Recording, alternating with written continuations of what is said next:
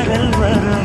தென்காசி தேவையில்லை, நீ இருந்தா தூரல் வரும். வண்ண வண்ண செம்பருத்தி என்ன சேரும். நீயும் தொட சொல்லாமல தேனும் ஊரும்.